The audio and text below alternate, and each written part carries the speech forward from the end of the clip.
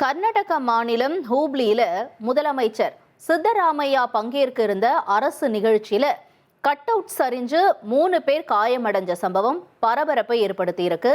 கூடுதல் தகவல்களோட செய்தியாளர் பாரதி ராஜா இணைஞ்சிருக்காரு. பேசலாம். பாரதி ராஜா, என்ன நிகழ்ந்தது? தற்பொழுது இந்த காயமடைந்தவர்களுடைய நிலை என்னவாக இருக்கிறது? விவரங்களை பதிவு செய்யலாம்.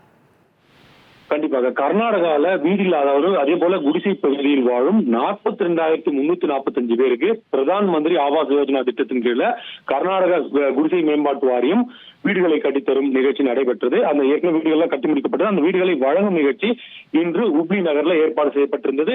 இந்த நிகழ்ச்சியில அகில இந்திய காங்கிரஸ் தலைவர் மல்லிகார்ஜுன கார்கே, அதே போல ராகுல் காந்தி மற்றும் கர்நாடக முதல்வர் சித்தராமையா, வீட்டு வசதித்துறை அமைச்சர் ஜமீர் அகமது கான் ஆகியோர் பங்கேற்ற இருந்தார்கள் என்பது குறிப்பிடத்தக்கது. இந்த நிலையில இறுதியாக அந்த அகில இந்திய காங்கிரஸ் தலைவர் பயணமும் ராகுல் காந்தி பயணமும் ரத்து செய்யப்பட்டது.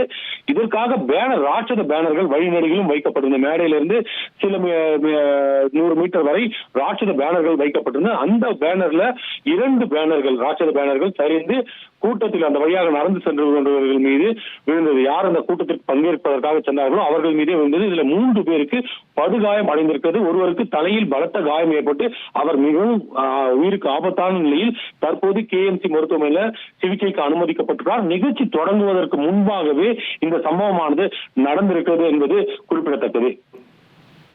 உங்களுடைய தகவல்களுக்கு நன்றி பாரதி ராஜா. இனி செல்லும் இடமெல்லாம் செய்தி. தந்தி டிவியின் வாட்ஸ்அப் சேனலை ஃபாலோ பண்ணினா செல்ல இருக்கும் இடமெல்லாம் செய்தி. இதோ QR கோட் இப்பவே ஸ்கேன் பண்ணுங்க, ஃபாலோ பண்ணுங்க.